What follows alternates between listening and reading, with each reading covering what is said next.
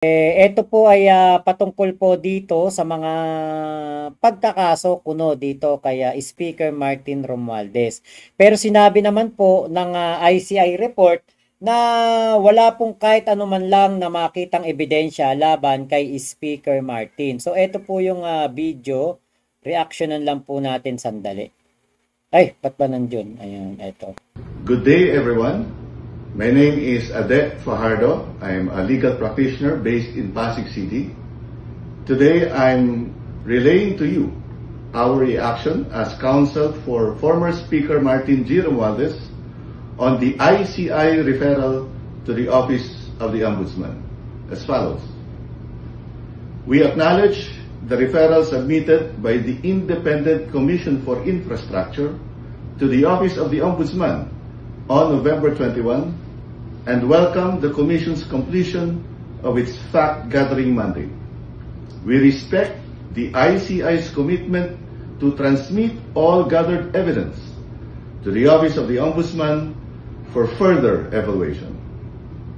The referral incorporates all evidence presented by former Speaker Martin Romualdez, his sworn affidavit, complete transcripts, and the full audio-video recording of his voluntary appearance before the Commission last October 14.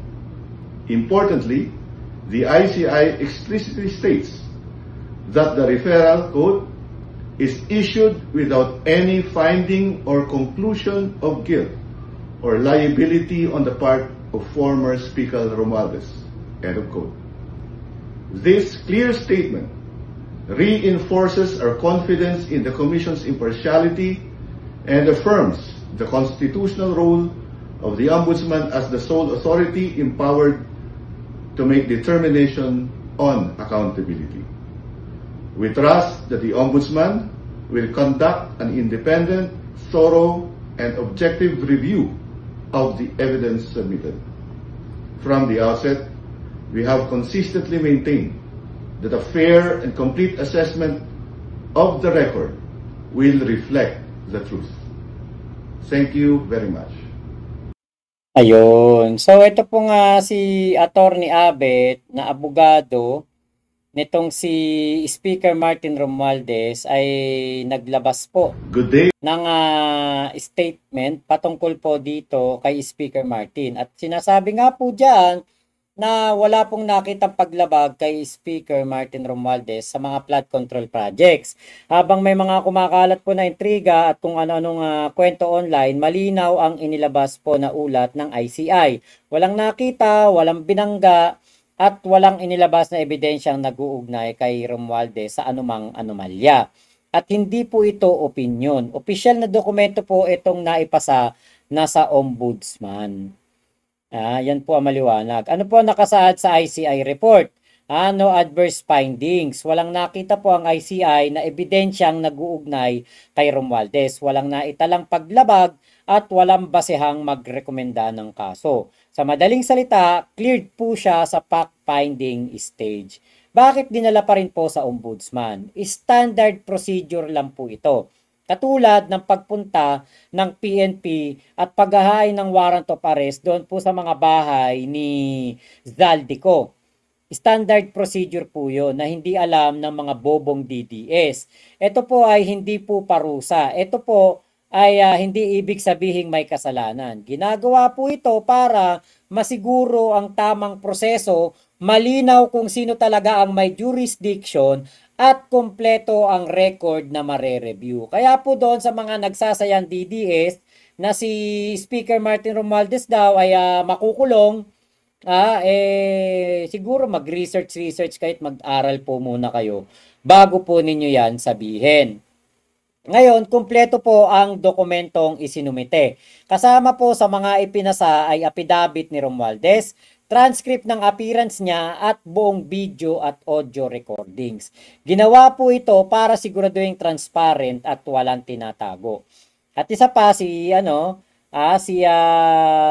Speaker Martin Romualdez hindi naman po ito nagtago at bagkus humaharap po ito sa mga investigasyon. Walang nakitang ebidensya ng anomalya ayon sa ICI. Kahit anumang anomalya, wala po na nakita. Wala pong dokumentong nag-uugnay sa kanya at kay PBBM. Walang testimony na nag-i-implicate po sa kanya. Kay PBBM at kay Speaker Martin, ang tangi lamang nag-i-implicate si Zaldico. Wala pong finance trail, walang pattern of behavior na kahina-hinala. Lahat po yan ay sigurado na totoo po. Kung meron, kasama sana yun sa report. Kaya lang po, wala. Ngayon po, buong cooperation po mula kay Romualdez. Ayon po sa ICI, nag-submit siya ng affidavit agad, dumalo at sumagot sa lahat ng tanong, mga hearing, walang delay, walang kondisyon, hindi po tumakas, hindi po nagtago. Tapos na po ang ICI review at malinaw po ang resulta. Kung may nakita po sila, dapat nasa report. Pero wala po. Zero findings. Kaya inilabas nila ang report para malinawan ng publiko at matapos ang mga haka-haka.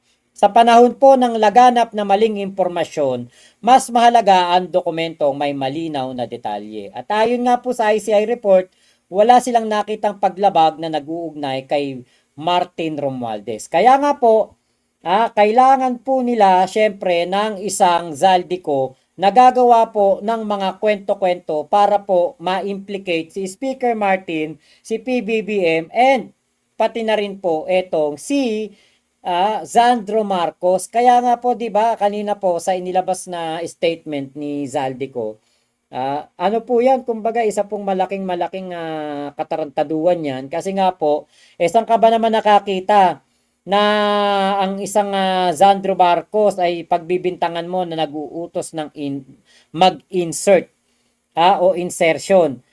Biruin mo, inimplicate mo yung tao.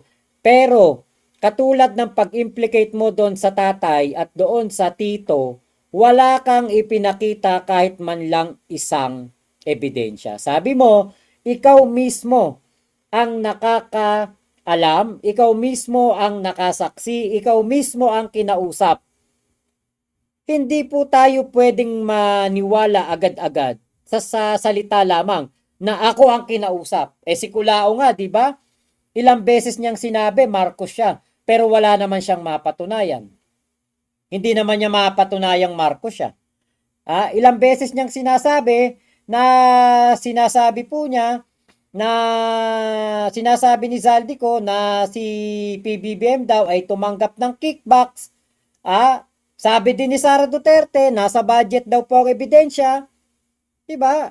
Pero, kayo ang dapat na maglabas ng matibay na ebidensya. Katulad nitong si Culaong, sinasabi ni Culaong, si ma'am na asawa ni MG ay accessory daw to the crime. Dahil nakapangalan daw kay ma'am etong sasakyan ni Boss MG. Pero wala pong kahit isa man lang na ebidensya na pinapakita si Culaong na accessory to the crime etong asawa ni Boss MG. Tama po kayo. Baka nga po kapatid ni Culaong etong si Amy Marcos. Baka sila po ang magkadugo. Bakit? Magkahugis po sila ng muka. Parehas na mababa. Diba? Parehas na babalito at babalita.